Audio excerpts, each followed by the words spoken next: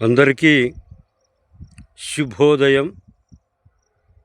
ఈరోజు సిద్దిపేట జిల్లా గజ్వల్ మండల్ అక్కారం గ్రామంలోని పెద్ద చెరువు వద్ద ఉన్నటువంటి పంట పొలాలను పరిశీలించడము జరిగింది. చాలా వరి పంట పొలాలు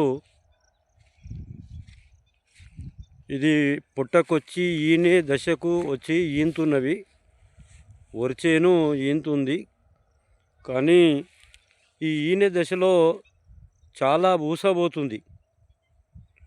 ఈ ఊస పోవడం వలన రైతులకు చాలా నష్టం వచ్చే అవకాశం ఉంది. తాలు శాతం ఎక్కువగా వస్తుంది. మరి ఈ ఊస ఎందుకు పోతుంది అంటే, వరికి మనము పొట్ట దశకు వచ్చేటువంటి పరిస్థితిలో సన్న పొట్ట దశల్లో ఉన్నప్పుడు దీనికి కొన్ని రకాలైన క్రిమి సంహారక మందులను పిచికారీ చేయడం వలన ఇటువంటి పురుగు అనేది రాదు. ఇది పుట్ట దశలో వరి ఉన్నప్పుడు కొన్ని రకాలైన రసాయన పదార్థాలను పిచికారీ చేస్తే లార్వా దశలో ఉన్నటువంటి ఆ గుడ్డు కానీ తల్లిపురుగు కానీ చనిపోతుంది. చనిపోయి ఈ ఊస పోకుండా ఉంటుంది. కానీ ఆ సందర్భంలో ఈ మందును పిచికారీ చేయకపోవడం వలన చాలా వరి పంటలకు ఈ ఊస పోవడం అనేది వస్తుంది. ఇప్పుడు ఈ దశకు వచ్చినప్పుడు దీనిని ఏమి చేయలేం కాబట్టి ఇప్పుడు మనం పొట్టు దశలో ఉన్నప్పుడే రైతులు కొంచెం జాగ్రత్త పడి దీనిపైన కొన్ని రసాయన మందులను పిచికారీ చేసుకుంటే ఈ పరిస్థితి రాదు. మరి ప్రతి సంవత్సరం కూడా రైతులు ఎప్పుడైతే చిన్న పుట్ట దశలో వరి ఉంటుందో అప్పుడు ఈ మందులను పిచికారీ చేసుకోనికి ప్రయత్నం చేయాలి. మరి ఈ చిన్న పుట్ట దశలో వరి ఉన్నప్పుడు ఈ మందులు పిచికారీ చేయడం కొంచెం ఇబ్బందికరంగానే ఉంటుంది. ఎందుకంటే వరి పొలము దిగబడుతుంటుంది. ఆ దిగబడుకుంటూ 20 లీటర్లు 30 లీటర్ల డబ్బాను వేసుకొని మందు పిచికారీ చేయడం కొంచెం ఇబ్బందికరంగానే ఉంటుంది రైతులకు.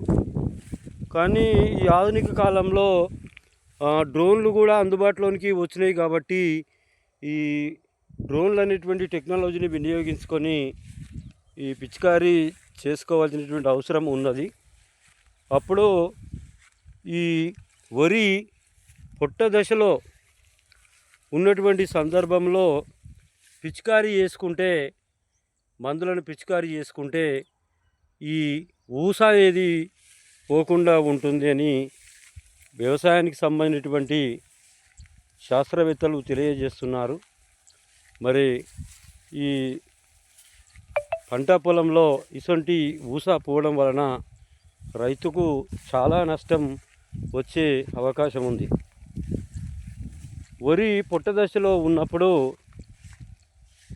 తల్లి పురుగు అనేది వస్తుంది. తెల్లగా ఉంటుంది, రెక్కల పురుగు.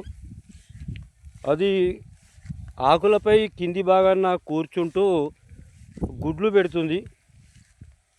ఆ గుడ్లు లార్వా దశలో చిన్నగా ఉన్నప్పుడు ఆ గుడ్లు వదిలేసిపోతుంది. అప్పుడే మందుకు మనం పిచికారీ చేసుకుంటే ఆ లార్వా దశలో ఉన్నప్పుడే చనిపోతుంది. కాబట్టి అప్పుడు కొంచెం రైతులు పట్టించుకోకపోవడం వలన ఇప్పుడు చాలామంది రైతులు ఈ సమస్యను ఎదుర్కొనవలసినటువంటి అవసరము ఉంది. ఇప్పుడు పరిస్థితి ఎదుర్కొంటున్నారు చాలామంది రైతులకు కూడా. ఈ పొట్ట దశ ఇప్పుడు ఈ వరి అనేటువంటి సమయంలో చాలా పొలాలు ఊసపోవడం జరుగుతుంది. ప్రతి సంవత్సరం కూడా పరిశీలిస్తే 5-6 సంవత్సరాల నుండి కూడా ఈ విధంగానే వరి పంట పొలాలు ఊసబోయి పొల్లు శాతం తాలు శాతం ఎక్కువగా వస్తుంది. కాబట్టి రైతులు కొంచెం జాగ్రత్త పడి ఈ ఊసపోకుండా ఉండాలంటే కొంచెం రసాయనాలను పిచికారీకి ప్రయత్నం చేయాలి. ఇప్పుడు మాత్రము ఏం చేయలేము. ఎందుకంటే ఇప్పుడు ఆల్రెడీ వరి ఈనేస్తుంది కాబట్టి ఈనేటువంటి సందర్భంలో ఏం చేసే అవకాశము ఉండదు. కాబట్టి రైతులు ఎప్పుడైతే మనం వరి పంట